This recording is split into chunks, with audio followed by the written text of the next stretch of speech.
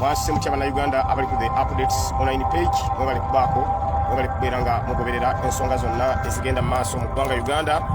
Tubalamusiza nnyo sharinga yita muno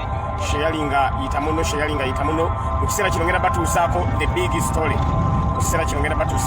story nga tuli wamu ne flaga bearer waffe owa NUP flaga bearer Honorable Robert Kyagulanyi Ssentamu naye nga twafunye okutaataawaganyizibwa olunaku olw'ekiro oluvannyuma wa RDC we Pakwach okulagira hotels zonna okubeera nga tezitusuza era Mr. Update wamwe nafunye wano mu mmotoka mu kigudde wani mu Kasonda we nasobodde okubeera nga neekukuma mu ngeri emu oba endala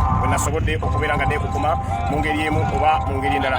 So mu kiseera kino sharinga yita muno ngenda batuusaako flaga bearer waffe owa NUP ate nga next president of the Republic of Uganda Honorable Robert Kyagulanyi Ssentamu. Mu kiseera kino ndi naye mu kiseera kino NUP flaga bearer presidential candidate presidential aspirant agenda okubeera nga akwata entebe y'eggwanga Uganda Honorable Robert Kyagulanyi Ssentamu. Mr. Update ndi naye president ndi naye mu nyumba era ngenda kuba mubatuusaako mu ddakiika ezitawera na 10 nkyayagala mubeere bangi nnyo then oluvannyuma ennyo Mr. Update mbenga nsobola okubeera nga matuusaako NUP flaga bearer our next president of the Republic of Uganda Robert Kyagulanyi Ssentamu. Kyenjagala okubategeeza security oba ebyokwerinda byamaanyi nnyo mu kibuga Pakwach amagye military ate webadde bukyawo waliwo n'ennyonyi ku makya UPDF helicopter erabiddwako nga yeetololera mu bwengula wane Pakwach. Tetumanyi kigendererwa kya UPDF helicopter kyebaddeko naye nga omusajja gwe bayita Museveni yatidde nnyo. Bw'obanga Honorable Robert Kyagulanyi Ssentamu otuuse na kumuggyirayo ennyonyi ebenga emuntalinga okulaba entambula ze zonna kyewuunyisa. So ab'ebyokwerinda bonna bali bulindaala abatambula bakutte emigemera wala bakutte mundu bakutte buli kimu. Olwekyo ngenda kubeera nga mbatuusaako NUP flaga bearer Honorable Robert Kyagulanyi Ssentamu. Bannange sharinga yita muno naye nga RDC w'ekitundu kino kye bayita Pakwach teyatuyisiza bulungi obwedda buli hoteri kwe tutuuka nga batugamba oluumu ziweddewo era nga Mr. Update wammwe bwe mumanyi obulungi ennyo kye nakoze nemba nga nasuze mu mmotoka era mwe bukeeredde Mr. Update wammwe naye tetujja kunzikiza zonze zimu ku challenges ze tusanga bwe tuba nga tunayambala engule. Tulina okufeesinga challenges nyingi nnyo naye challenges ezo tezisobola tumala mu maanyi.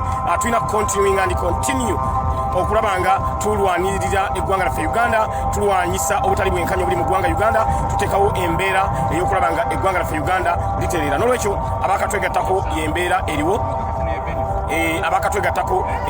eriwo yeeyo kyensaba ndoza mulengera amagye gasazeeko ab'ebyokwerinda basazeeko nnyo. Oyinza ogamba tugenda mu lutalo, oyinza ogamba nti Pakwach is a war zone, oyinza ogamba nti Pakwach is a war zone kubanga embeera eri wano ey'okutiisatiisa abantu. RDC yatuuse n'okugamba abantu bawane Pakwach tebagulawo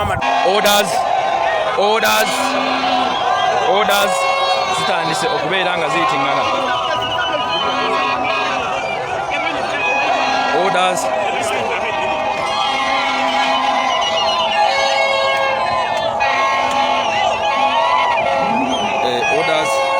zitandise okubeera nga ziyitiŋŋana.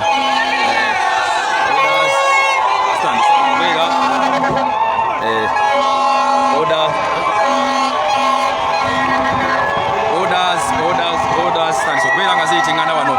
Robert Kyagulanyi Ssentamu amaze okubeera nga asowolayo omutwe. Bannayuganda mwenna njagala kubeera nga mbategeeza nti obudde buno tutandise okubeera nga tukikwasaganya. So that's why olaba nti buli muntu yenna musanyufu, buli muntu yenna atandise okubeera nga ajjayo omutwe. Abavubuka abakadde bonna abali mu district ey'e Pakwach wano basanyufu nnyo era namungi w'omuntu atandise okubeera nga yeeyiwa ku kkubo. So panaawo embeera bwetyo bwekyali. Tutandise mu district yaffe esooka ey'e Pakwach, so bwetyo bwetandise ate nga tulina okugenda ku destination yaffe awateekeddwa okubeera nga wakubibwa olukuŋŋaana. So embeera bwetyo bweri obudde buno.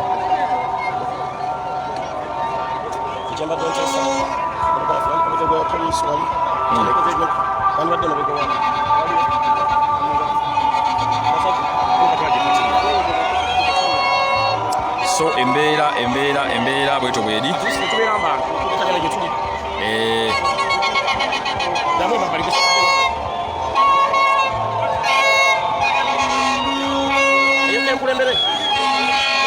so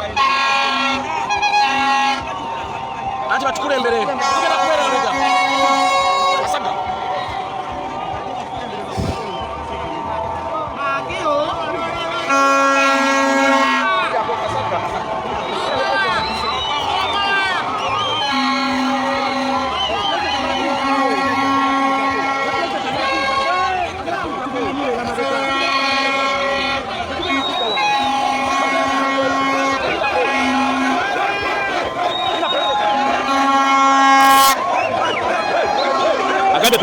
agende tugende